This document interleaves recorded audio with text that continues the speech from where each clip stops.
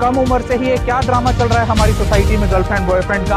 आपको ये जानना चाहिए कि इस समय आपकी पढ़ने और बढ़ने की उम्र है। जब सरकार ने ही आपकी शादी की उम्र 18 फिक्स कर रखी है तो क्या जल्दी है आपको सब कुछ कर लेने की। जो लड़कियां ये कहती हैं कि ये तो हार्मोनल होता है, अट्रैक्शन होना लाजमी है, लेकिन आप लोग समाज में भी रहते हो। आप सिर्फ एक जानवर नहीं हो कि जो हार्मोन्स के बहाव में आकर अट्रैक्शन, लस्ट और अटैचमेंट और प्यार के चक्कर में पड़ जाओ। आप लोगों को अपनी जिम्मेवारियां समझने की भी जरूरत है। आप लोगों के ऊपर समाज की भी जिम्मेवारी है। अगर सिर्फ हम अपने हार्मोन्स के बहाव में बह जाएंगे, इस समय अपनी किताबों और अपने करियर पे ना ध्यान देकर किसी रिलेशनशिप के चक्कर में पड़ जाएंगे, तो समझ लेना कि हम समाज से दूर होते चले जाएंगे। हमारी लाइफ जानवरों वाली ही रह जाएगी। देख लेना क्या मिला उन लड़कियों को जो आज अपने बाप का हाथ तोड़कर घर से भाग गई। वो 2 साल बाद 3 साल बाद पछताती ही है कि जिस एज में मुझे सही फैसला लेना चाहिए था, जिस एज में मुझे पेरेंट्स की बात मानकर कुछ बनना चाहिए था, आज मैं सिर्फ एक घर की नौकरानी बनकर रह गई। वो भी उस लड़के के घर की नौकरानी जिसके पास खुद कमाने के लिए कुछ नहीं है, जो पंक्चर लगाता है, जो मैकेनिक है। क्या आप एक पंचर लगाने वाले से शादी करना चाहती हो? कितनी लड़कियां एक पंचर लगाने वाले से शादी करना चाहती हो?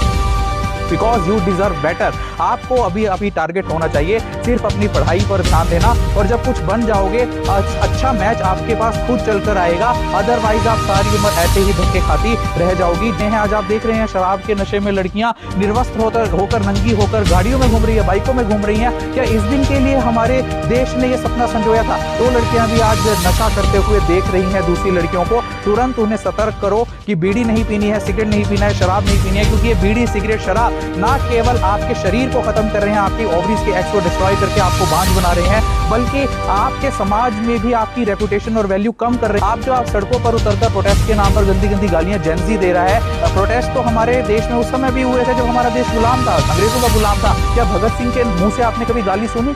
क्या लक्ष्मीबाई के मुंह से आपने कभी गाली सुनी? क्या सावित्रीबाई फुले के मुंह से आपने कभी गाली सुनी? तो आज ही छोड़ दो उन माँ बहन बेटियों को गालियां देना, उनकी गालियां देना। जिस देश में बेटी बचाओ बेटी पढ़ाओ के नारे लगते हो, अगर उसी देश का छोटा बच्चा से लेकर बड़ा बुजुर्ग माँ बहन और बेटी के नाम पर गालियां दे रहा है, तो धिक्कार है ऐसे नारे पर, और धिक्कार है उस बेटी माँ और बहन के सम्मान पर जिसकी झूठी कस्में हम रोज खाते हैं। रक्षाबंधन के नाम पर जिसकी हम राखी अपनी कलाई पर बंधवाते हैं, अगर हमें वही बहन माँ और बेटी की गालियां रोज देनी है, हर रोज देनी है, चाहे एक छोटा बच्चा हो या टीवी पर डिबेट पर बैठा हुआ एक नेता हो। छोड़ दो आज सभी उन मोबाइल फोनों को जो तुम्हें गंदी आदतें सिखा रही हैं, उन सभी फिल्मों को जो तुम्हें गालियां सिखा रही हैं, जो अपने पेरेंट्स की डिसरिस्पेक्ट करना सिखा रही हैं, और साथ में तुम्हें इस बात का बढ़ावा दे रही है कि असली फ्रीडम आपकी कम कपड़े पहनने में है। असली फ्रीडम आपकी कम कपड़े पहनने में नहीं है। असली फ्रीडम गर्भ निरोधक गोलियां खाने में नहीं है। असली फ्रीडम किसी लड़के के साथ भाग जाना नहीं है या सड़क पर नंगा होना नहीं है। असली फ्रीडम है अपने हकों को जानना, अपने हाथों की किताबों को थामना और कुछ बनकर दिखाना।